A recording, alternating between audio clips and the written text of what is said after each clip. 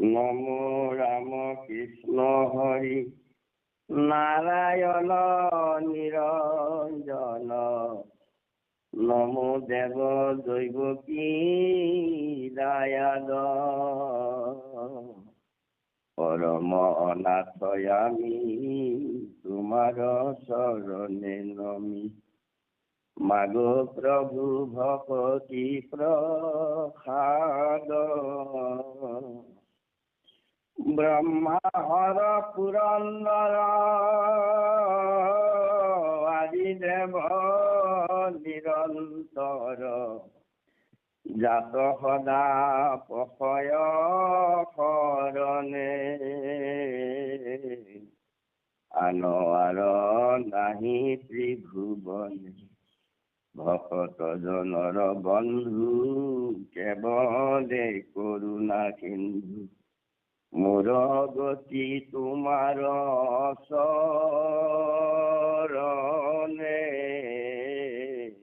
ৰাম মোৰ গতি তোমাৰ চৰণে।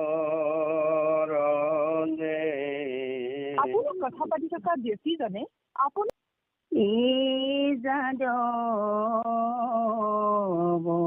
দীন দয়া তুমি কি আমাৰ গতি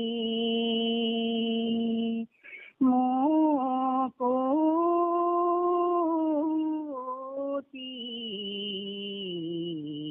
দুপা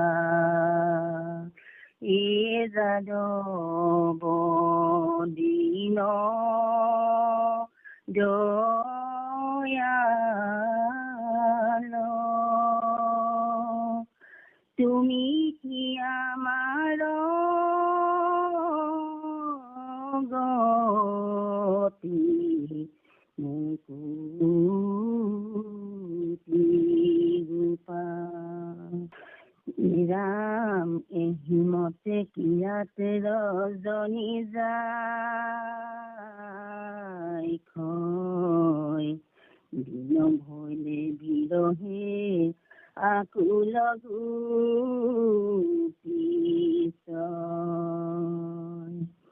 কৃষ্ণ জান্ত বনে তাঙ্ক নিদেখি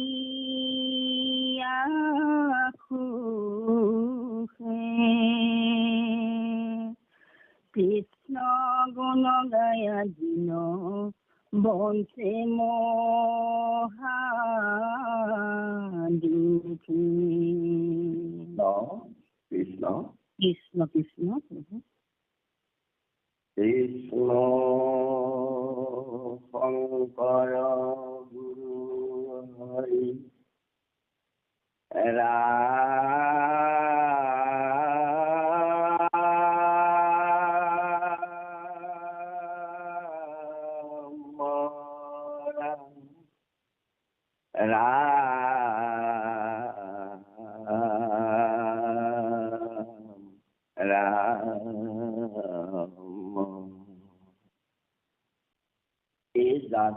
যাদৱ দীন দয়াল ভগৱন্ত কৃষ্ণদেৱক যদু বংশৰ নায়ক কাৰণে যদুবতী বুলিও কোৱা হয় আৰু এই যাদৱ বংশৰ নায়ক তেওঁ যাদৱ। তেওঁ দীন দৰিদ্ৰ সকলৰ পৰম বন্ধু, তেওঁ দীনবন্ধু, তেওঁ দয়ালু, তেওঁ কৃপালু। তুমি যে আমাৰ গতি মুকুতি গোপাল, তুমিয়েই একমাত্ৰ আমাৰ গতিদাতা। যি গতিৰে গলে ঘূৰি আহিবলগীয়া নহয়, এইটো অলৌকিক গতি।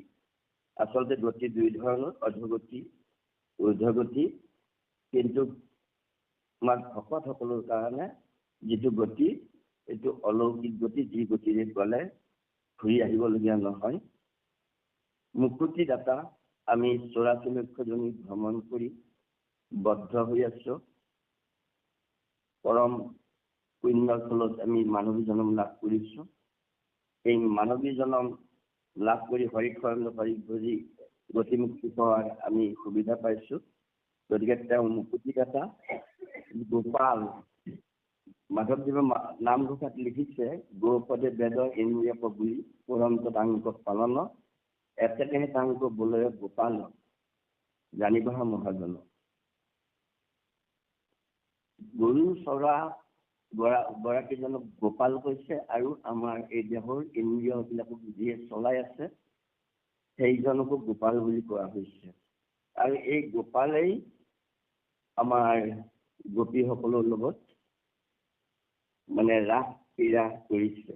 গোপী বুলি কওঁতে গো মানে বেদ, বেদ মানে জ্ঞান, জ্ঞান মানে ঈশ্বৰ কৃষ্ণৰ জ্ঞান, ঈশ্বৰ কৃষ্ণৰ গুণানুকীৰ্তন শ্ৰৱণ কীৰ্তন কৰা বা নামামৃত পান কৰা এই সকলোবিলাক গোপী।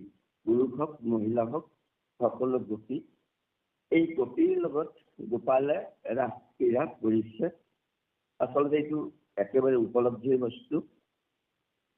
হৃদয়ত জীৱাত্মা আৰু পৰমাত্মাৰ যি ৰাস ক্ৰীড়া হৃদয় বৃন্দাবনত খেলিছে আৰু এই ৰাস ক্ৰীড়া খেলিছে শৰৎ কালত। আমাৰ মনৰ উপলব্ধিখিনি দাঙি ধৰিব বিচাৰিছো। আচলতে শৰৎ কাল বাৰিষা কালত ঢৌ ধুমুহা বতাহ বৰষুণ বানপানী আদি প্ৰাকৃতিক দুৰ্যোগৰ কাৰণে পৃথিৱীখন অশান্ত হৈ থাকে। এই অশান্ত অৱস্থাটো যোৱাৰ অৱসান হোৱাৰ পিছত এটা শান্ত পৰিৱেশ আহে, য'ত ঠাণ্ডা গৰমো নাথাকে, য'ত গছ বিৰিখেও ফল ফুলেৰে পাতেৰে ভৰি থাকে, নদ নদী জান জুৰি খাল বিলতো পানীবিলাক পবিত্ৰ হয়, নিৰ্মল হয়, ফটফটীয়া হয়, বহু দূৰলৈ দেখা যায়, মলবিলাক নাইকিয়া হয়। ঠিক তেনেদৰে যেতিয়া হৰিত শৰণ লৈ হৰিত ভজি ভকত সমস্ত নিৰ্মল হয়, পবিত্ৰ হয়, তেতিয়া ভিতৰৰ মলবিলাক নাইকিয়া হয়। যিদৰে শৰৎ কালতো বিভিন্ন প্ৰকাৰে নিৰ্মল পবিত্ৰ হয়।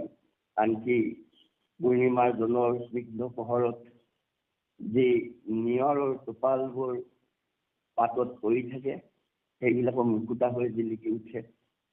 শৰতৰ যি স্নিগ্ধ জোনাকৰ পোহৰ, সেই পোহৰে পৃথিৱীখন ধৰাখন ধুনীয়া হৈ তোলে। তদ্ৰূপ আমাৰ ভগৱন্তক ভজাৰ পিছতো আমাৰ অন্তৰবোৰ নিৰ্মল হয়, পবিত্ৰ হয়। আৰু সেইকাৰণেই আমাৰ মহাপুৰুষ মাধৱদেৱে নামঘোষাত লিখিছে কৰ্ণপথে ভকতৰ জ্ঞাত প্ৰবেশী হৈ দুৰ্বাসনা হৰে সমস্ত জলৰ জাতি কমল জেহান শৰৎ কালে স্বভাৱতে নিৰ্মল কৰে। এই শব্দবিলাক বৰ ডাঙৰ কথা, ভকতৰ কথাহে কৈছে। ভকতৰ নিৰ্মল হয়, পবিত্ৰ হয় আৰু দুৰ্বাসনাবিলাক দূৰ হয়। গতিকে শৰৎ কালত যি খেলিছে অনাংগ কেলি মানে ন অংগ অনাংগ, অংগ অংগই খেলা নহয়।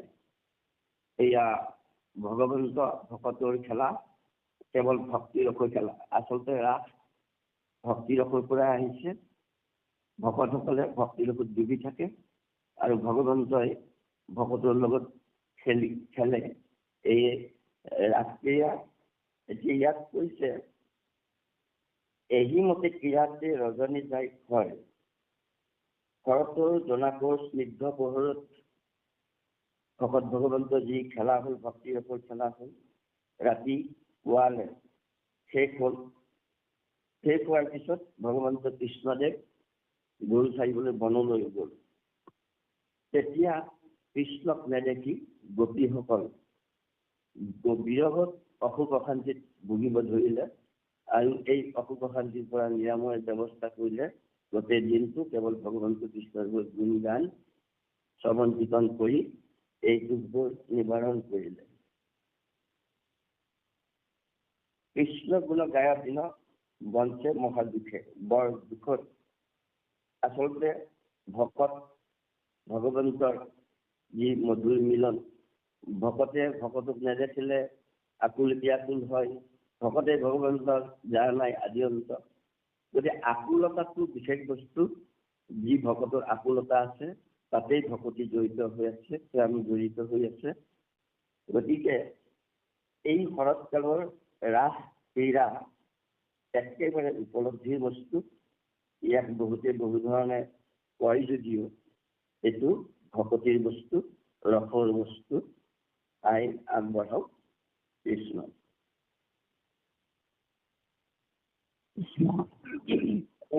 এজকাকে যাম বাৰু দেই। হয় হয় কৃষ্ণ।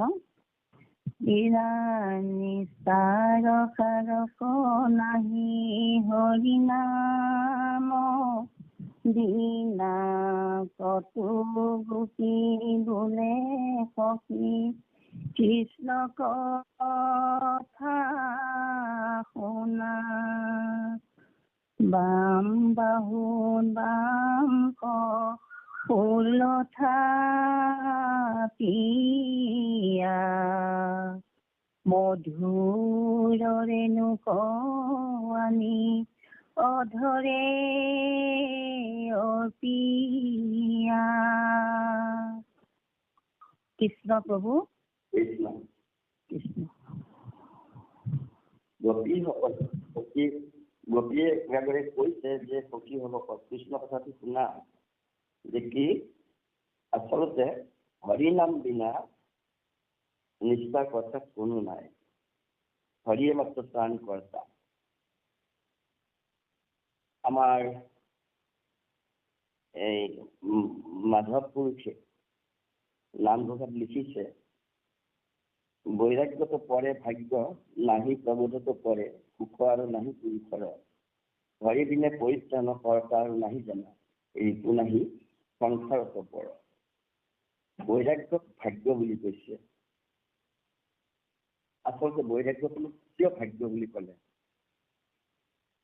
ভাগৱততে আছে, ভয় যেনে নোপোজে বৈৰাগ্য নাহে তেবে, বীৰপতি নভয়লে নভজে হৰি পাৱে। আচলতে যেতিয়ালৈ বৈৰাগ্য নাহে তেতিয়ালৈ হৰিৰ চৰণত ভকতি কৰিব নোৱাৰে, আৰু ভকতি কৰিব নোৱাৰিলে সংসাৰ কৰিব নোৱাৰে। গতিকে বৈৰাগ্যটো ভাগ্য। কিন্তু আমি নিজেও নিজক পৰীক্ষা কৰিব পাৰোঁ, আমাৰ বৈৰাগ্য আহিছে নে নাই। এটা থাৰ্মমিটাৰ আছে। যেনেকে বৈৰাগ্যৰ ধাৰা আছে 4টা। আমি নিজে নিজে গম পাম মোৰ বৈৰাগ্য আহিছে নে নাই। এতিয়া আমি সৰু কথা এটি কৈছোঁ, যে এই প্ৰভাতী বেলাতে এই ৰাতিপুৱাই আপোনালোকে সকলো কাম ঠেলি থৈ বা টোপনিকো আওকাণ কৰি আপোনালোকে যি মানে ভক্তিৰসত ডুবিবৰ কাৰণে চেষ্টা কৰিছে, এইটোতো বৈৰাগ্যই। আমি ক'ব খোজা কথাটো হ'ল এনেকুৱা, যে হৰিক শৰণ লোৱাৰ পিছত, হৰিক ভজাৰ পিছত আমি গম পাওঁ যে সঁচা কি, মিছা কি, সত্য কি, অসত্য কি, ন্যায় কি, অন্যায় কি, এই সকলোবিলাক যেতিয়া আমি বুজি পাওঁ, বুজি পোৱাৰ পিছত আমি বেয়াবোৰৰ পৰা আঁতৰি আহিব চেষ্টা কৰিছোঁ নে নাই, বেয়াবিলাক আমি সমূলি ত্যাগ কৰিব পাৰিছোঁ নে নাই। যদি আমি প্ৰাণপণে যত্ন কৰিছোঁ, যদি এৰিছোঁ পাৰিছোঁ, তেতিয়াহ'লে আমি প্ৰথম ধাৰাটো বৈৰাগ্যৰ আমি উপকৃত হৈছোঁ। 2 নম্বৰ ধাৰাটো হ'ল জিভা। জিভাখনে সৰ্বনাশৰ মূল, জিভাখনে মোক্ষৰ মূল। জিভাৰ যদি সাত্বিক আহাৰ খাইছোঁ, সৎ নাম লৈছোঁ, বৈকুণ্ঠ দুৱাৰ খুলি দিব। আৰু জিভাখনে যদি মানে অসৎ খাদ্য খাইছোঁ, অসৎ নাম লৈছোঁ, তেতিয়াহ'লে জিভাখনে নৰকলৈ ঠেলি দিব। যিসকলে বৈৰাগ্য আহিছে তেওঁলোকে যি পালেও সন্তোষ, খালেও সন্তোষ, নাখালেও সন্তোষ। যি ভাত ব্যঞ্জনেৰে খাই যিমানখিনি খাব, তেওঁ নিমখ নোহোৱাকৈও সিমানখিনি ভাতে খাব। যদি আমাৰ সেইটো হৈছে, তেতিয়াহ'লে আমি 2 নম্বৰ ধাৰাটো উপনীত হৈছোঁ বা উপকৃত হৈছোঁ, অতিক্ৰম কৰিছোঁ। 3 নম্বৰ ধাৰাটো আমাৰ মনটো বৰ চঞ্চল। এই মনটোক আমি একাত্ম কৰিব পাৰিছোঁ নে নাই। মনটো উৰা মাৰি থাকে, কিন্তু আমি তাক সংযত কৰিব পাৰিছোঁ নে, বা কৰিবলৈ চেষ্টা কৰিছোঁ নে নাই। যদি চেষ্টা কৰিছোঁ, অলপ অলপকৈ আগবাঢ়িছোঁ, এইটো 3 নম্বৰ ধাৰা। 4 নম্বৰ ধাৰাটো হ'ল আমাৰ ইন্দ্ৰিয়বোৰে বৰ আহুকাল কৰে, যাৰ কাৰণে আমি ভক্তি কৰিব নোৱাৰোঁ। ইন্দ্ৰিয়বিলাক অন্তৰায় হৈ পৰে। এই ইন্দ্ৰিয়বিলাক বৰ্জন, অৰ্থাৎ ইন্দ্ৰিয় ভাৱটো নাইকিয়া হোৱা, দেহ ভাৱটো নাইকিয়া হোৱা, এইটো একেবাৰে চৰম পৰ্যায়। দেহবোধ যেতিয়া নাথাকে, আত্মা যেতিয়া পৰমাত্মাত বিলীন হৈ যায়, তেতিয়া আৰু একো ক'ব লগা নাথাকে, ভগৱতৰ চৰণ লাভ কৰিবই। গতিকে গোপীয়ে কৈছে যে কৃষ্ণ কথা শুনা কি হৰিনাম বিনা পৰিত্ৰাণ কৰ্তা নাই। আমাৰ গুৰুজনেও বৰগীতত লিখিছে, নাহি নাহি ৰময়া বিনে তাৰ তাপতাৰ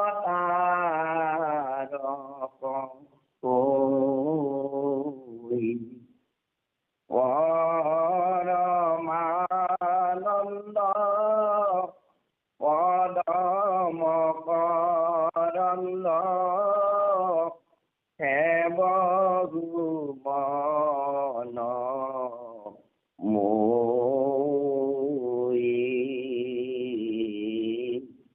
নাই নাই ৰময়া বিবে তাপতাৰ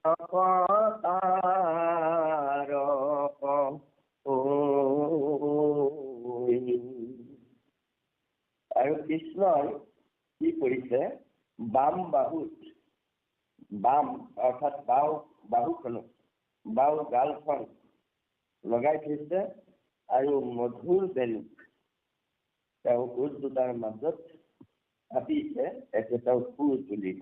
কৃষ্ণ কৃষ্ণ আই কৃষ্ণ ইৰাম ৰন্ধ মধ্যে কোমলাং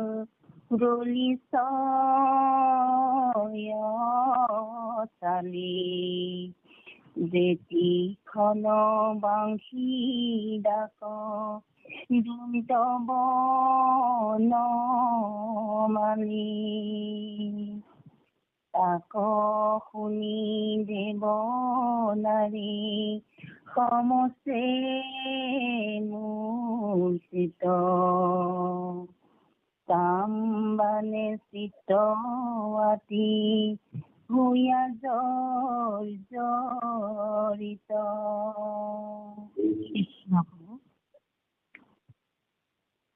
ভগৱন্ত কৃষ্ণদেৱে বাঁহীটো লৈ বাঁহীৰ বিন্ধাত, অৰ্থাৎ বাঁহীত 7টা ফুটা থাকে, এই 7টাটোত 7টা স্বৰ বাঁহীত। ভগৱন্ত কৃষ্ণদেৱে আঙুলি মানে 7 বছৰীয়া শিশু যেতিয়া অতি লাহি কোমল আঙুলি বোলাব, সুৰ তুলিব। কিন্তু আমাৰ মনলৈ অহা কথাটো হ'ল এনেকুৱা, সোণৰ হলেও, ৰূপৰ হলেও, ব্ৰঞ্জৰ হলেও, বাহুৰ হলেও সিহঁতৰ বাঁহী। বাঁহীটো জড়, বাঁহীটোৱে নিজে সুৰ নুতুলে। কোনোবা এজনে খুৱাই আঙুলি বাছে, তেতিয়াহে ই সুৰ উঠে। এতিয়া আমি ভাবিছো এই নৰদেহা জড় বাঁহী, বাঁহীটোৰ যদিও 7টা ফুটা, দুইফালে আৰু 2টা ফুটা আছে, এই 2টা ফুটা হৈছে 9টা ফুটা। আমাৰ এই নৰদেহা জড় বাঁহীটোৰ 9টা ফুটা আপোনালোকে জানে। এই 9টা ফুটাও জড় বাঁহী। ইয়াক কোনোবাই ভিতৰত সোমাই ফু মাৰে আৰু আঙুলি বাছে। যিমান সুন্দৰকে সুৰ তুলিব তেওঁহে ইচ্ছা, কোনেও নিজাকে সুৰটি দিব নোৱাৰে। আমাৰো সাধ্য নাই, আমি কেনেকে খুব ভালকৈ কৰিম বুলি কৰিব নোৱাৰো, তেওঁ ইচ্ছাতহে কৰিব। এতিয়া যি বাঁহী বজাই আছে, আমি যি কৈ আছো, এজন ভিতৰত সোমাই তেওঁ বজাই আছে। আৰু সেইকাৰণে নামঘোষাত মাধৱদেৱে লিখিছে, তোমাৰ দিন হুয়া কেনে আমি হৰি হৰি হৰি হৰিয়ে ভৈলো স্বতন্ত্ৰ ইটো কিনো অলগুত। আমাৰ অধীনে ক'ত যাব লাগে, কি কৰিব লাগে, কি খাব লাগে, সকলো তেওঁ ইচ্ছাতে হৈ আছে। অথচ আমি নিজে কৰা বুলি ভাবোঁ, স্বতন্ত্ৰ বুলি ভাবোঁ। এইটোৱে আচৰিত কথা। আমি নিজে একো ক'ব নোৱাৰোঁ। তেওঁৰ আমাৰ অস্তিত্ব নাই, এইটো কৈ আছোঁ, তেওঁহে কৈ আছে আমাৰ ইয়াত একো অস্তিত্ব নাই। গতিকে যেতিক্ষণে বঞ্চিতাত দেন্ত বনমালী, বনমালীয়ে যেতিয়া বঞ্চি বজায়, আচলতে বনমালী কিয় কৈছে? ভগৱন্ত কৃষ্ণদেৱৰ বক্ষতলৰ বাওঁফালে লক্ষ্মী ছটা, অৰ্থাৎ লক্ষ্মী বাসস্থান, আৰু বক্ষতলৰ সোঁফালে শ্ৰীবৎস পাঞ্চি, নীলানুমৰ মাজত বগানুমৰ খোজ, ভৃগুমুনিয়ে গৰমাই দিওঁতে ৰৈ যোৱা পদত উন্নত হ'ল। আৰু তেওঁ মানে বৈজয়ন্তী মালা, মুক্তা মাণিক মৰকত ইন্দ্ৰণী হীৰকযুক্ত পঞ্চবিধ মালা, আপাত পৰ্যন্ত বৈ পৰা পঞ্চবিধ বনফুলৰ বনফুলৰ মালা, শ্বেতত পিত হৰিত নীল ৰক্তবৰ্ণ, অসমীয়া অভিধানৰ মাজত পদম ফুল থকা শ্ৰীকৃষ্ণ পিন্ধাই বনফুলৰ মালা, এইবোৰ পিন্ধে কাৰণে তেওঁক বনমালী বুলি কোৱা হয়। এতিয়া বনমালীয়ে যি সুৰ তুলি বঞ্চি বজাইছে, দেৱনাৰীসকল মানে মুগ্ধ হৈছে, মূৰ্ছিত হৈছে, মানে তেওঁলোক আপোন পাহৰা হৈছে। এইখিনিতে আমাৰ ভাৱ এতিয়া আহিছে, এগৰাকী গোপীয়ে মানে ধ্যান কৰি আছে নৈৰ পাৰত, সেইফালেৰে নাৰদ গৈ আছে। নাৰদে দেখিলে, ভাবিলে তেওঁ কৃষ্ণ আছে ওচৰতে, কৃষ্ণৰ ওচৰত যাবলৈ ইয়াত নদীৰ পাৰত কিহৰ ধ্যান কৰিছে গোপীয়ে। সেই গোপীক মাতিলে, ধ্যান ভংগ কৰিলে, তুমি আকৌ নদীৰ পাৰতে কিহৰ ধ্যান কৰিছা? কৃষ্ণ দিব ওচৰত, তালৈ গ'লেই হ'ল। সেই মহামুনি নাৰদ, মোক আৰু তেনেকে নক'ব, দুষ্ট কানাইৰ কথা, কলীয়া কানাইৰ কথা, সেই ধূৰ্ত কানাইৰ কথা মোৰ আগত নক'ব। মোক বহুত লটি ঘটি কৰিলে। মই এতিয়া সেই কৃষ্ণক পাহৰিবৰ কাৰণেহে ধ্যান কৰিছোঁ। বোলে কিয়? যে মই বাহিৰ সুৰত মতলীয়া হৈ কৃষ্ণক মই মানে আপোন পাহৰা হৈ যাওঁ। তাৰপিছত মই যেতিয়া গাই ফিৰাওঁ, কৃষ্ণ আহে, এই মোক গাখীৰ দে, গাখীৰ দে। ময়ো আপোন পাহৰা হৈ মই তেওঁক গাখীৰ দিওঁ। পিছে চাতকৈ তেওঁ নাইকিয়া হৈ যায়, গাখীৰ মাটিত পৰি যায়। ঠিক ধান মানুহ, তাতো তেওঁ লটি ঘটি কৰে, বাচন ধুব তাতো লটি ঘটি কৰে। মই শাহু আই ননন্দৰ পথত যে গালি গালা পাৰ কৰিব নোৱাৰো, কৃষ্ণ মোক লটি ঘটি গৈ থাকে। আৰু মোৰ এই বিপৰ্যয়, যাৰ কাৰণে মই মানে এই ধ্যান কৰিব লগা হৈছে কৃষ্ণ কানাইক, কলীয়া কানাইক পাহৰিবৰ কাৰণে। তেতিয়া নাৰদে ভাবিছে যে কি আই, মানে গোপী আই যে কিমান মোহিত মুগ্ধ, মানে চকুৰ পচাৰতে দেখা দেখা যেন পায়, গাখীৰ খোজা খোজা যেন পায়, মানে সপোনে সচিতে কেৱল কৃষ্ণ, কেৱল কৃষ্ণ। গতিকে যাৰ কাৰণে তেওঁ মানে মনোযোগেৰে কাম কৰিব নোৱাৰে। তেতিয়া কৃষ্ণই গুচি গ'ল, বুজি পালে গোপীৰ ভাৱনা কি। ইয়াত কৈছে যে মানে কামো বানে, আচলতে আমি এইটো এনেকে ভাবিছো, কামনা বাসনা শূন্য হৈ মানে তেওঁৰ ভাৱনাত মতলীয়া হৈছে। যদি আমি এনেকে ভাবো, আচলতে হয় সেইটো এটা যেনেকে মানে 4 প্ৰকাৰৰ। এক প্ৰকাৰ আমাৰ সকলে কালে গ্ৰাস কৰি আছে, এক প্ৰকাৰ জলগ্ৰাস, কিছুমানক জলে গ্ৰাস কৰি আছে, এক প্ৰকাৰ মদন গ্ৰাস, মদন গ্ৰাহে সকলোকে সামৰি লয়। আনকি মহাদেৱেও হাৰি যাব নোৱাৰিলে, মোহিনীৰ ৰূপত তেওঁ গছত সাৱতীয় তত্ন পোৱা হ'ল। এইটো হ'ল মদন গ্ৰাস। আৰু মদন গ্ৰাহে ধৰিলে হৰিভক্তিৰ পৰা বহুত দূৰলৈ যাব লগা হয়। আৰু 4 নম্বৰটো হ'ল কৃষ্ণ গ্ৰাস।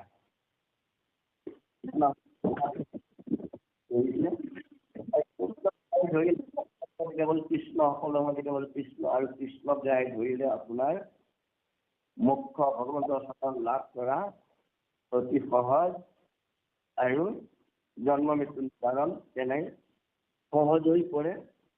গতিকে বাহিৰ সুৰে সমস্তকে নাৰী বুলি কৈছে, মানে দেৱ নাৰী, আচলতে ভগৱানৰ অংশ। আমিবিলাক চব নাৰী, আমিবিলাক সকলো প্ৰকৃতি, একমাত্ৰ ভগৱন্তৰ পুৰুষ। আমি তেনেকে ভাবিছো। আগবাঢ়ো। কৃষ্ণ। শ্ৰীৰাম বস্তন সম্বৰে মহা মোহ হুইয়া পৰে, স্বামীৰ কাষতে পাৱে লজ্জা বৰে। হেনো হৰি বিৰহ শিৱকে নমতে, আউৰ গুটি বোলে সবে সখীৰ আগতে।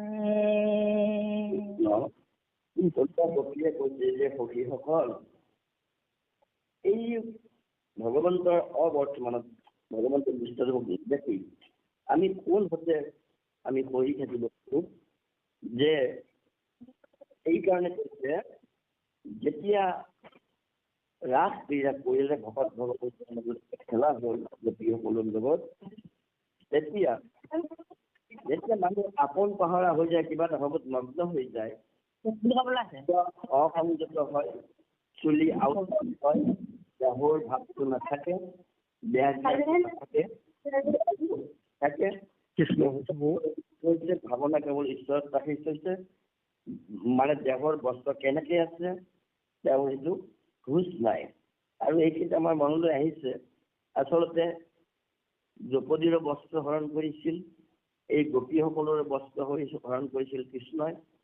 আচলতে বস্ত্ৰ হৰণটো আমি ভাবো মায়াৰ আৱৰণ, মানে মায়া নোহোৱা কৰাৰ যিটো ব্যৱস্থা, মায়াহীন কৰাৰ যিটো ব্যৱস্থা, ভগৱন্তই ভকতসকলক লাহে লাহে মায়াহীন কৰি ভক্তি পথলৈ আগুৱাই নিয়ে।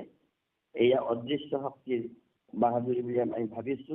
আমাৰ বাস্তৱ জীৱনত আমাক গুণবিলাক আঙুলিয়াই দি সকলোকে, আমাক বুলি সকলোকে আমি যদি অনুভৱ কৰো, আমি গম পাওঁ লাহে লাহে আমি ত্যাগ কৰিব খুজিছো, মানে পাৰা নাই, কিন্তু ত্যাগ কৰাৰ সুবিধাটো ভগৱন্তই দিয়ে। ঠিক তেনে অৱস্থাত, অসংযত অৱস্থাত আহি যেতিয়া ভাওনাৰ স্বামীক পালে, অৰ্থাৎ পৃথিৱীত যিবিলাক আমাৰ স্বামী স্ত্ৰী, এইবিলাক ভাওনাৰ স্বামী, আমিবিলাক সকলো প্ৰকৃতি। এই স্বামীৰ স্বামীৰ মালিক গৰাকী অধিপতি হ'ল ভগৱন্ত কৃষ্ণদেৱ। এই কৃষ্ণদেৱক পাবৰ কাৰণে আমি আচলতে কোনো লাজ ভয় সংকোচ কৰিব নালাগে। যিদৰে তিৰোতাগৰাকীয়ে স্বামীক লাজ নকৰে, ঠিক এদৰে আমাৰ যেতিয়া স্বামী কৃষ্ণদেৱ, সকলো সময়তে আমি লাজ ভয় সংকোচ এৰি তেওঁৰ ভক্তিত আমি বিভোৰ হ'ব লাগে। আমি তেনেকে ভাবিছো। গতিকে এইহেন কৃষ্ণৰ অবৰ্তমানত গোপীসকলে কেনেকে পঢ়ি থাকিব, তাকেই গোপী এগৰাকী সখীসকলৰ আগত কৈছে। কৃষ্ণ।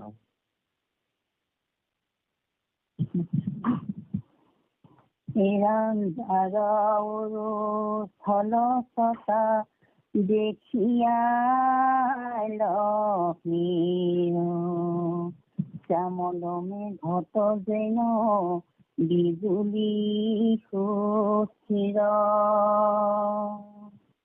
হেন হৰি খানে বাংশী কনাদ কৰে, গৰুবি গগনৰুতে খনে চিত্ত হৰে।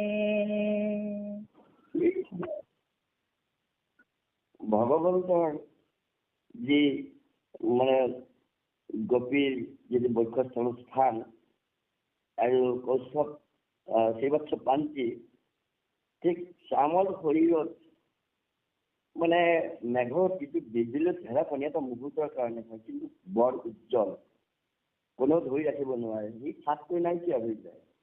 কিন্তু ভগৱন্ত কৃষ্ণদেৱৰ শ্যামল শৰীৰত এই সুস্থিৰ হৈছে, এনেকুৱা উজ্জ্বলতা স্থায়ীভাৱে আছে, চকুত চাট মাৰি ধৰা সেই উজ্জ্বল ভগৱন্তৰ শৰীৰত জিলিকি উঠিছে। আৰু এইহেন হৰিয়ে যেতিয়া বংশী বজায়, খোল তোলে, তেতিয়া এই গৰু হৰিণৰো চিত্ত হৰণ কৰে। গৰুৱে কৃষ্ণ গৰুৱে ঘাঁহ খাই আছে, হৰিণে ঘাঁহ খাই আছে, কিন্তু যেতিয়া এই বংশীৰ সুৰ কাণত বাজে তেতিয়া তেওঁলোক আপোন পাহৰা হৈ যায়, তেওঁলোকৰ চিত্ত হৰণ কৰে। কৃষ্ণ কৃষ্ণ হে এই ৰাম দান্তে তিন ধৰি কৰ্ণ ওপৰ তুলি, চকু মুদি থাকে যেন চিতৰ পুতলি। আমি কেনে জীও হেন কৃষ্ণক নেদেখি, আউৰ গোপী বোলে শুন শুন সবে সখী।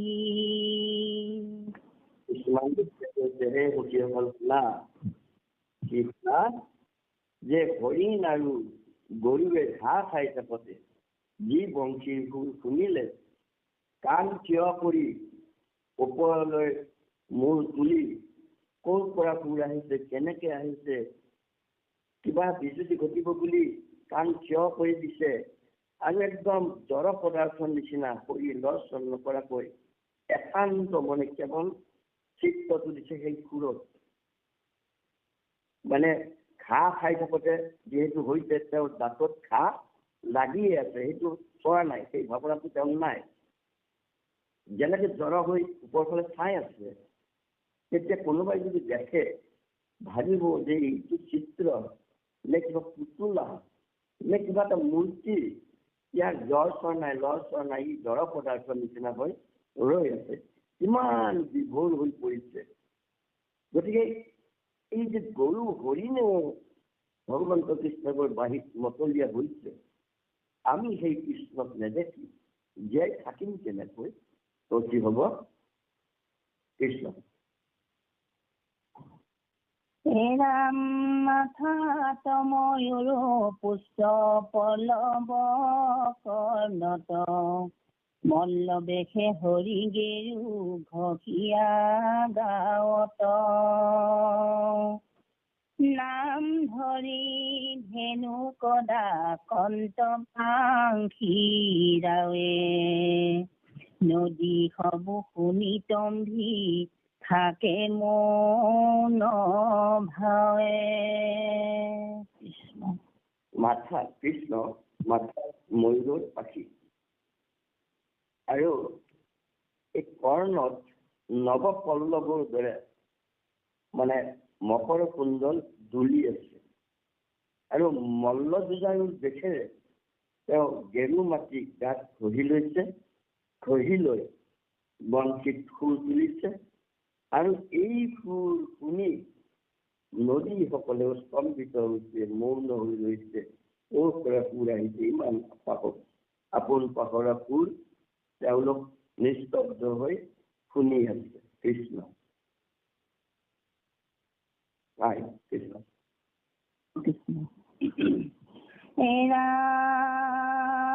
মাখি যেনে নপাৱে কৃষ্ণৰ পদৰেণু, কম পাৱে তৰংগ হস্ত প্ৰেমে পুনু পুনু,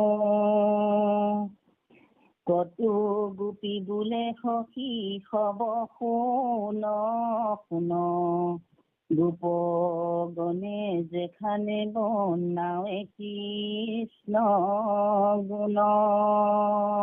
কৃষ্ণ নদীয়ে সুৰ শুনিলে, কিন্তু তেওঁলোকে জানে যে কৃষ্ণৰ পদৰেণু আমি নাপাওঁ, ক'তনো পাম, তেনেকেনো কৃষ্ণ আমাৰ ওচৰলৈ আহিব। কিন্তু তেওঁ প্ৰেমত মানে পুলকিত হৈ মানে তৰংগ অৰ্থাৎ ঢৌ তুলিছে, আনন্দত আত্মহাৰা হৈ ঢৌ তুলিছে, আৰু ঢৌ তুলি এক প্ৰকাৰ হাত এখনৰ নিচিনা আগুৱাই গৈ পুনঃ পুনঃ তাৰমানে এই সুৰ শুনাৰ কাৰণে আকুল ব্যাকুল হৈছে। গতিকে নদীয়েও যেতিয়া ইমান আকুল ব্যাকুল বংশীৰ সুৰত ল'ব, আমিনো কেনেকে ল'ম?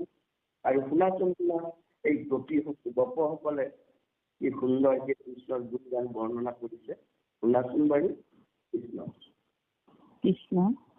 হে ৰাম বাংশীৰ নিচনে হৰি ডাকি আনা ধেনু, তুমি তৰুলতা প্ৰেমে পুলকিত তনু। কৃষ্ণ কৃষ্ণ। ফল ফুল ভৰে নম্ৰ হুয়া মধু চৌৱে, হইল আত্মা সাক্ষাতে দিখৰ ভাৱে কৰে। কৃষ্ণ। যেতিয়া বংশীৰ সুৰ পুলি গাই গৰু গাইক যেতিয়া নাম ধৰি ধৰি ডাকিছে, এই সুৰ শুনি গছ লতা বিৰিখে মানে যেন আনন্দত আত্মহাৰা হৈছে, তেওঁলোকৰ শৰীৰো পুলকিত হৈছে। আৰু ফল ফুলেৰে পাতেৰে ভৰি যেতিয়া ফল ফুল ধৰে ওজন হয় আৰু তলমুৱা হয়, মানে ঢালি পৰে। যেন এয়া তলমূল হোৱা ঢালি পৰা এই দৃশ্যটো যেন ভগৱন্তক সেৱাহে জনাইছে, শিৰ নত কৰিছে। এয়া মধুৰ স্বৰে যেন মানে একদম মধুৰভাৱে তেওঁলোকে যেন সেৱা ভক্তি কৰিছে, যেন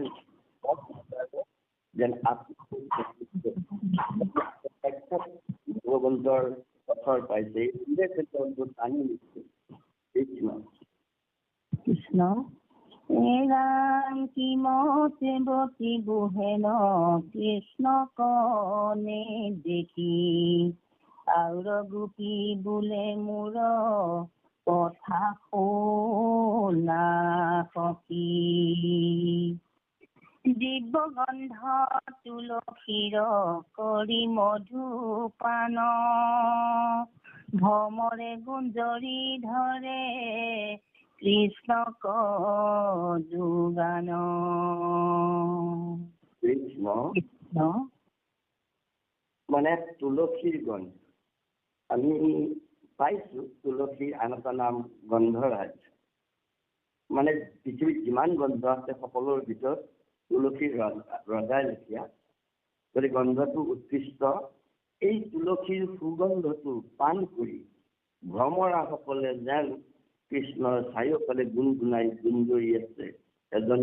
এগৰাকী গোপীয়ে সখীসকলক এই কথাটো দাঙি ধৰিলে যে গুণগুণাই থকা সেই ভ্ৰমৰাসকলে যেতিয়া ঈশ্বৰক ইমান ভাল পায়, আমি ঈশ্বৰ কৃষ্ণক নেদেখি থাকিম কেনেকৈ? এই অসহনীয় কথাটো মানে তেওঁলোকে ব্যাপক কৰিছে। কৃষ্ণ। ৰাম সুন্দৰ ধৰে যেদে কৰে বাংশী ধ্বনি, মোহ হুৱে কমল বনৰ পক্ষী শুনি। হৰি কৌপাশে আখি স্থিৰ কৰি চিত্ৰ, চক্ষু মুদি আনন্দতে মনে শুনে গীত। মানে সুন্দৰ অধৰ, মানে ভগৱন্ত কৃষ্ণদেৱে ইমান সুন্দৰ, এনেই সুন্দৰ, তাতে অদ্ভুত চিলচিলীয়া ৰঙা এই সুন্দৰ ওঠেৰে বাংশীক যেতিয়া সুৰ তোলে, মোহ হুয়া কমল, কমল মানে পদুম। আমি এনেকৈ ভাবিছো ভগৱন্ত কৃষ্ণদেৱৰ সমস্ত অংগ প্ৰত্যংগ কমল অৰ্থাৎ পদুমৰ লগত তুলনা কৰিছে। পদুম যেনেকৈ বোকাত থাকে বোকা নালাগে, পানীত থাকে পানী নালাগে, ভগৱন্ত কৃষ্ণদেৱ সকলোবোৰ জড়িত হৈ আছে, কিন্তু তেওঁ নিৰ্লিপ্ত, তেওঁ গুণৰতীত গুণাতীত। ঠিক তেওঁৰ বাঁহীটোও কমল সদৃশ, গাঁঠি কোঠা নাই বাঁহীটোত।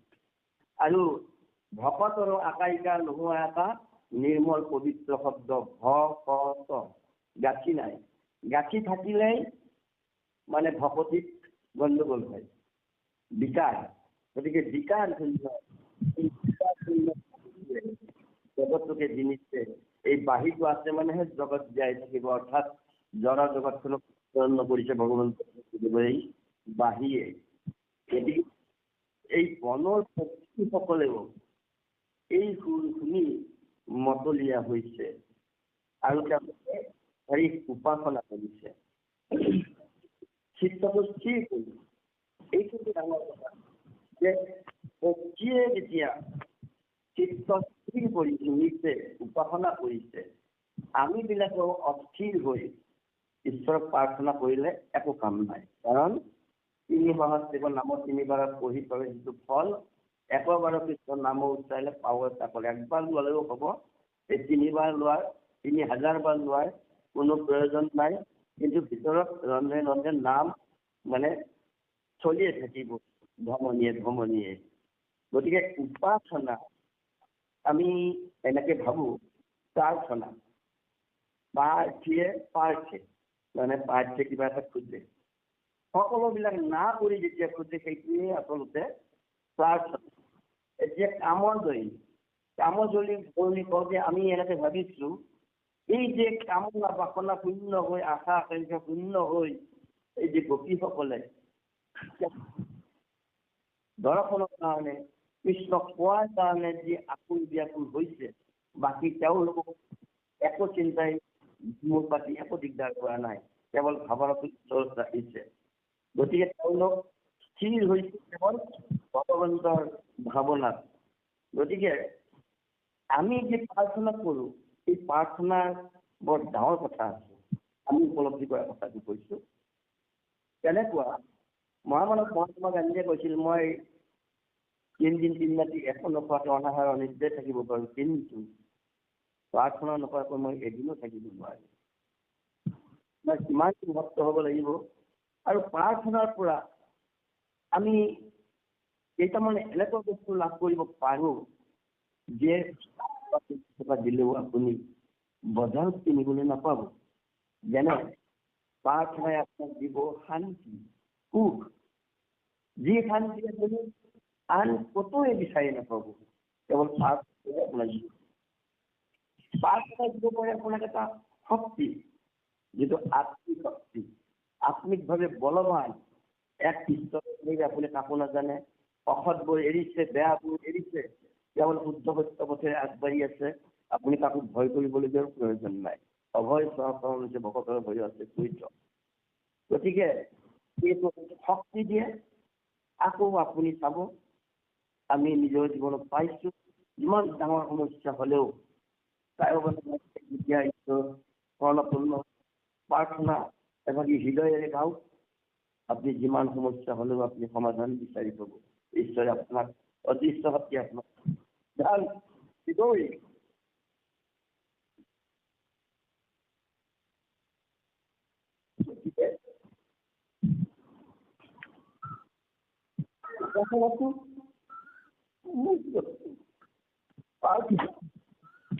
আমি যাব লাগে, যাওঁ হৃদয়ে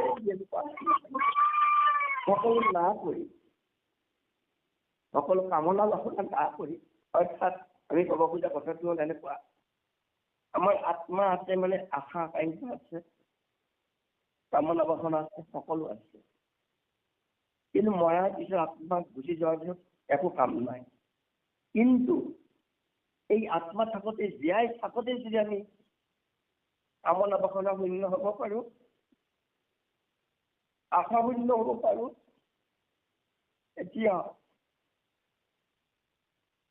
তেতিয়াহে আমি ভগৱন্তক লাভ কৰিব পাৰিম। আৰু এই যদি জীয়াই থাকোঁতে কামনা শূন্য, বাসনা শূন্য, আশা শূন্য হ'ব পাৰো, তেতিয়া কামজয়ী হ'ল। আপুনি জীয়াই থাকোঁতে যদি এইবিলাক কণ্ট্ৰল কৰিব পাৰিছে, তেতিয়াহ'লে আপুনি কামজয়ী হৈছে। আৰু জীৱাত্মা আৰু পৰমাত্মাৰ যি খেলা, কামজয়ীৰ খেলা, ভগৱন্তক দিলে তেওঁ চব হৈ গ'ল, কামনা বাসনা শূন্য হ'ল। গতিকে আমি তেনেকৈ ভাবিছো কামজয়ী হ'ল। মানে অৱশ্যে মানে অশ্লীলৰে নিজৰ খোজে, খুজিলেও আমি ভাবি এনেকে যে কৃষ্ণকো সাধু দিলে সেইটো আছিল, এইটো কথা আহিবই নোৱাৰে। আৰু অনাংগ এইটো কথাও আহিব নোৱাৰে। মানে ভক্তিৰ দ্বন্দ্ব অশ্লীলতা নিব খোজে ভক্তি মানে হৰি বিমুখীসকলে। আমি ভাবি ঈশ্বৰে সুমতি দিলে এই সকলোবোৰ দিন কাম ৰসৰ কথা পাহৰি ভক্তি ৰস আস্বাদন কৰিবলৈ সমৰ্থন কৰোঁ। দুখ যাব পাৰিলে দিব্য দৃষ্টি, দিব্য শক্তি, দিব্য জ্ঞান, দিব্য প্ৰভাৱ লাভ কৰিব পাৰি। যাৰ কণ্ঠ সদৃশ অসমীয়া অকৃতি সমূহ বধ কৰিব পাৰি তথা নাশ কৰিব পাৰি।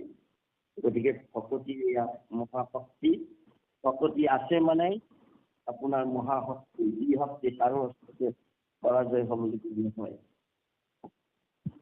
আৰু সেইকাৰণে মহাপুৰুষে নামঘোষা লিখিলে, আনজত সবে মিছা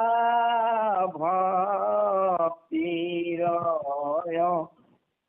ভাৱে হে ভাৱ ভাই ভজো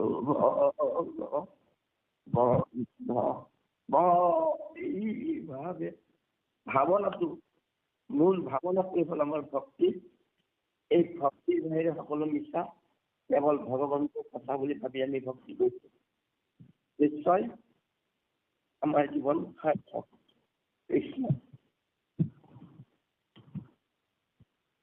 এই মানে পশুপক্ষীসকলৰ আনন্দত মৌন হৈ মানে চকু মেলি তেওঁলোকে শুনিছে বাহিৰ কৃষ্ণ কৃষ্ণ কৃষ্ণ। হে ৰাম পক্ষী মোহক যায় যাৰ বাংশী শুনি, কিমতে ধৰিব প্ৰাণ হেন হৰি বিনি। কেহো গোপী বোলে সখী শুনিও কাহিনী, ৰামে সবে পৰ্বতত চৰি চক্ৰ পানী। পক্ষীয়েও বংশীৰ সুৰত মুগ্ধ হৈ যিটো ব্যৱস্থা, যি অৱস্থা হৈছে, এই হেন হৰিৰ বিনাই আমি প্ৰাণ কেনেকে ৰাখিম, কেনেকে আমি জীয়াই থাকিম। সখীসকল আন এটি কাহিনী শুনাচোন। কি যে ৰাম অৰ্থাৎ বলৰাম আৰু কৃষ্ণই যেতিয়া পৰ্বত আহৰণ কৰে, কৰি যি ফুল তোলে, কি হয় শুনাচোন। হয় কৃষ্ণ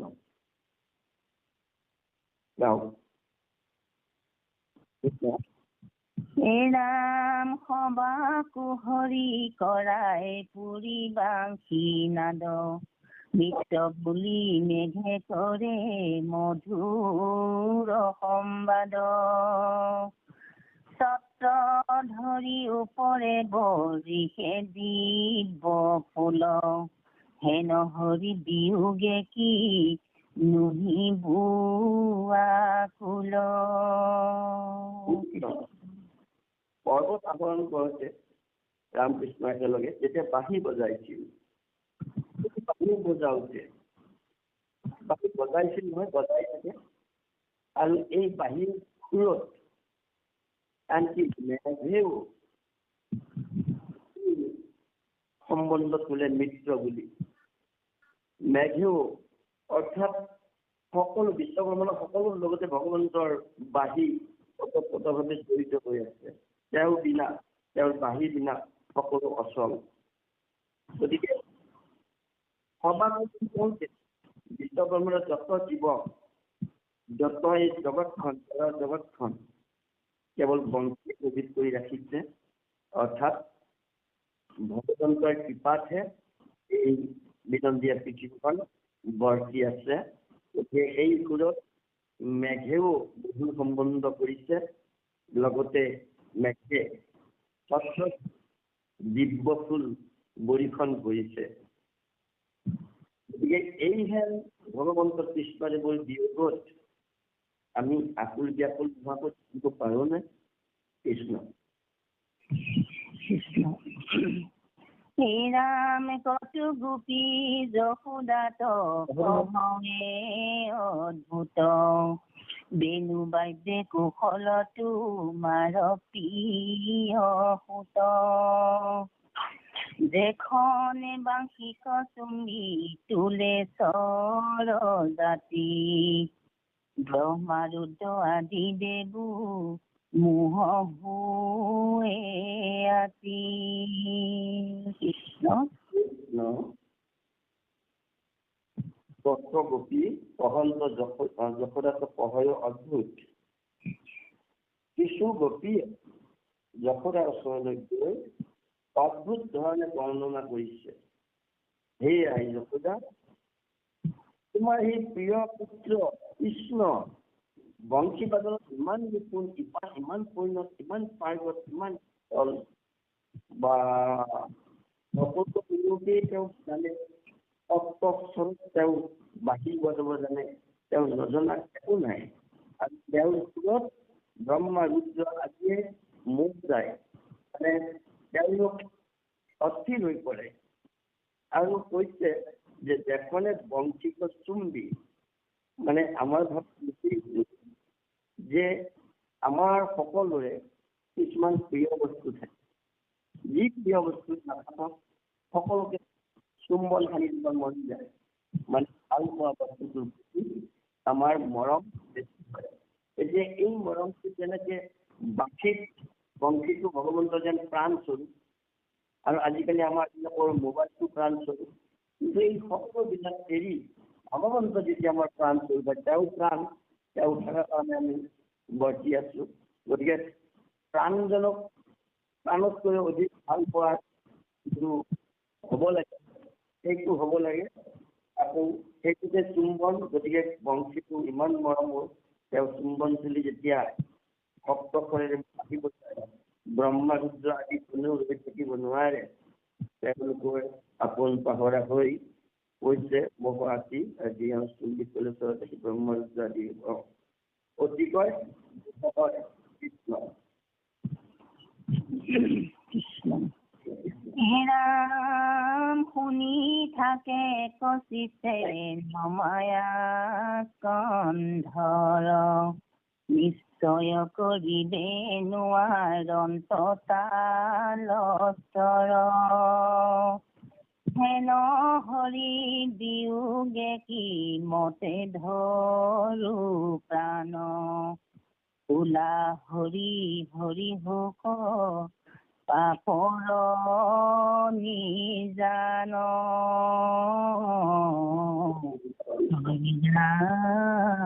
মৰা মৰা। এই যে ব্ৰহ্মা ৰুদ্ৰই মুগ্ধ হৈছে, বাহিৰ শুনি আছে, নমায়ক কলমৰ অৰ্থাৎ কান্ধৰ পৰা শিৰটো নত কৰিলে কলমোৱা কৰি শ্ৰদ্ধা ভক্তিৰে তেওঁলোকে শুনি থাকে। কিন্তু লক্ষ্যটো তেওঁলোকৰ কেৱল সুৰ, এই মধুৰ সুৰ। কিন্তু ভগৱন্ত কৃষ্ণদেৱে কি সুৰত বজাইছে, কোনটো স্বৰত বজাইছে, কি তালত বজাইছে, এইবিলাকৰ গুৰুত্ব নাই। এইবিলাক তেওঁলোকে ঠাৱৰ কৰিব পৰা নাই, আৰু ঠাৱৰ কৰাৰ কোনো প্ৰয়োজনো নাই। কেৱল ভগৱন্তইহে জানে নিশ্চিতভাৱে কি সুৰত বজাইছে, কি তালত বজাইছে।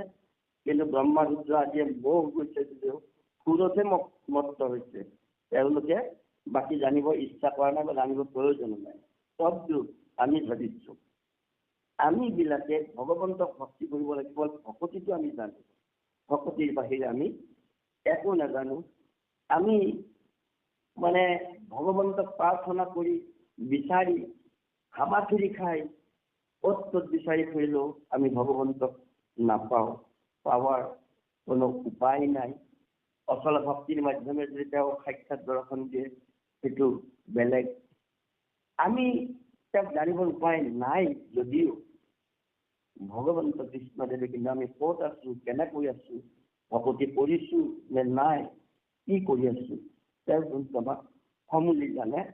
সেয়ে আমি অন্তৰ্যামী নাৰায়ণ যিহেতু অন্তৰে অন্তৰে বিৰাজমান, তেওঁ জানে সকলো, আমি একো নাজানো।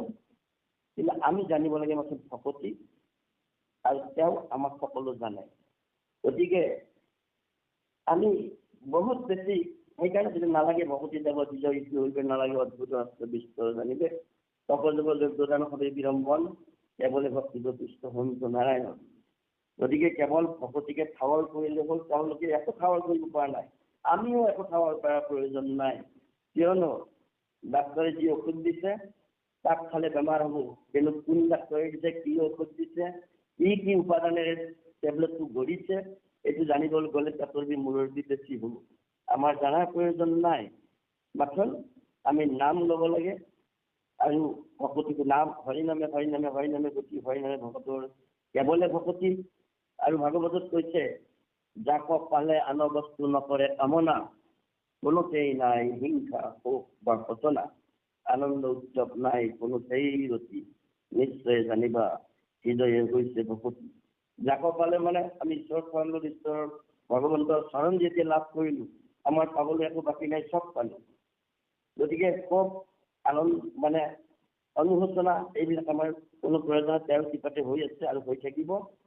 গতিকে আনন্দৰ কথা নাহে, তেওঁ কৃপাতেই হৈছে, সেই সমস্ত ঈশ্বৰকে অৰ্পণ কৰিব লাগে বুলি ঘোষাত কৈছে।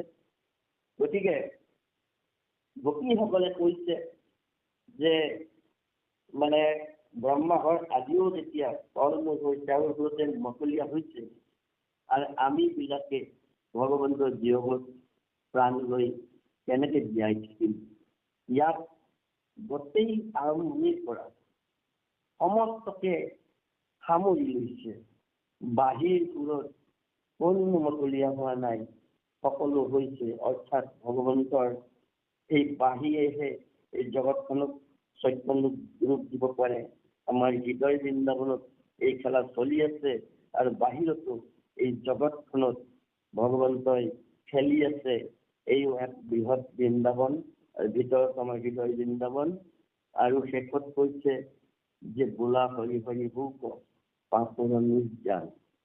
আচলতে বেয়াটোৱে পাপ, প্ৰত্যেকটো ঘটাৰে ক্ষেত্ৰত পাপৰ নিৰ্যান হোক, পাপ অধগতি যাওক, পাপ বিনাশ হোক, সকলো ঘটাৰ পিছে পিছে এটাই কৈছে। আচলতে বেয়াটোৱে পাপ, আৰু বেয়াটোকে আমি ঘৃণা কৰিব লাগে, এই পাপকে ঘৃণা কৰিব লাগে, কিন্তু পাপীক ঘৃণাব নালাগে। নাজানি কোনোবাই পাপ কৰিছে, সেইজনক আমি উদ্ধাৰ কৰিব লাগে, ৰক্ষা কৰিব লাগে। আৰু পাপ বস্তুটো মানে থাকে যদি, কিবা নহয় কিবা দুখ থাকে যদি, ঈশ্বৰৰ নামৰ ক্ৰিয়াটো নহয়। আপুনি নামত আশ্ৰয় কৰিলে নামিবই লাগিব, সৰু সৰু হ'ব লাগিব। আৰু নামটোক আপুনি ওলটাই দিয়ে মনা। মনা মানে আপুনি মানিব লাগিব, বিশ্বাসটো দিয়া বিশ্বাসে মানি যেতিয়া নাম ল'ব, এই নামৰ ক্ৰিয়া হ'ব। ভক্তি ৰত্নাৱলীত কৈছে নামটো যদি ভক্তিযুক্ত নহয়, তেতিয়াহ'লে এইটো শব্দহে, সেইটো ভগৱন্তৰ ক্ৰিয়া হোৱা নাম নহয়।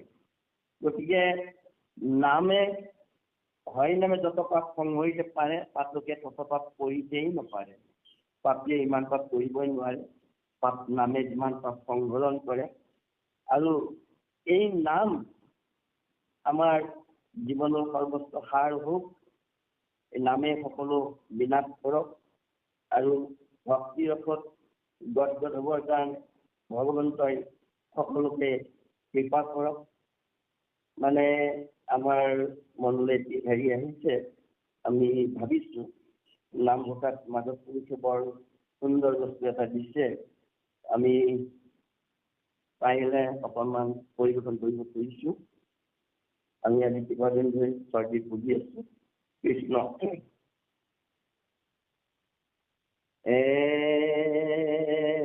ৰাম জয় হৰি জয়, ৰাম কৃষ্ণ ৰাম হৰি জয়। ৰাম জয় হৰি জয়, ৰাম কৃষ্ণ ৰাম হৰি জয়। এই ৰাম কৃষ্ণ গীত সততে কুমাৰে, তাৰ আৰ কাক ভয় হে। ৰাম জয় হৰি জয়, ৰাম কৃষ্ণ ৰাম হৰি জয়। সকলো ধৰ্মৰ উপৰে বখীয়া ৰাম নাম প্ৰকাশ হয় হে ৰাম জয় হৰি জয় Ram The person you are speaking with has put your call on hold. Please stay on the line. Krishna দিনাই কৃষ্ণ হয় হে ৰাম জয় হৰি জয় ৰাম কৃষ্ণ ৰাম হৰি হে ৰাম কৃষ্ণ নাম ৰাম কৃষ্ণ নাম কৃপা ৰাম কৃষ্ণ দিত ৰাম কৃষ্ণ কীৰ্তন বিনাই কীৰ্তন কৰিয়া রাম জয় জয় রাম কৃষ্ণ রাম হরি জয় হে রাম কৃষ্ণ নাম কীর্তন কমে সংসার সুখে তরয় জয় রাম কৃষ্ণ রাম হরি জয় হে রাম কৃষ্ণ নাম কীর্তনে সমস্তে বিঘিনি নাশ করয় হে রাম জয় হরি জয় রাম কৃষ্ণ রাম হরি জয় হে রাম কৃষ্ণ নাম সকল ভিয়া মুকুতি কনয় হে রাম জয় কৃষ্ণ হরি হে রাম নাম আনন্দ সমুদ্রে মুক্তি ভায় হে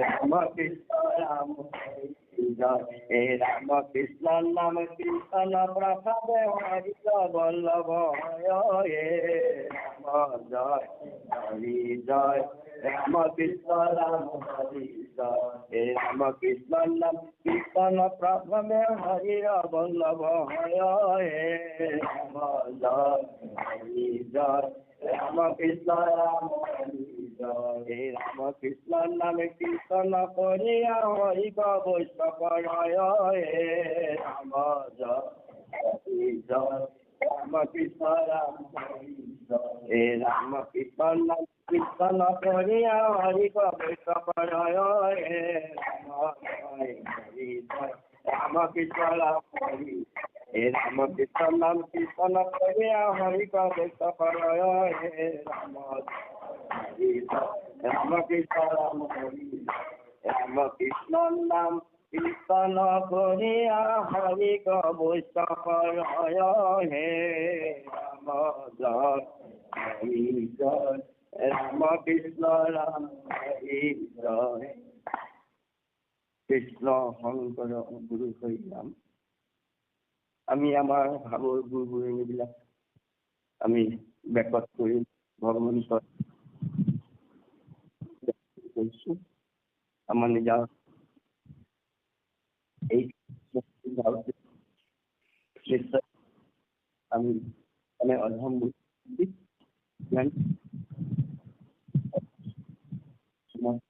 ক্ষমা কৰিছো আৰু ভগৱন্তৰ কৃপা আমি ভগৱান থাকিবৰ কাৰণে ভগৱান থাকিবৰ কাৰণে আমাক তেওঁ চৰণ চাই দি এইখিনিকে আমি প্ৰাৰ্থনা কৰিছো। কালগ্ৰস্ত দিয়া ভৈৰৱ বয়স বোৱাৰী লোক হলে অন্নৱ কৃষ্ণক নামকো নললো হৰি ভকতৰ মেলে হৰি ভকতৰ কৃষ্ণ কৃষ্ণ কিবা লোৱাই আপুনি দোহাই দিয়ক কৃষ্ণ কৃষ্ণ কৃষ্ণ।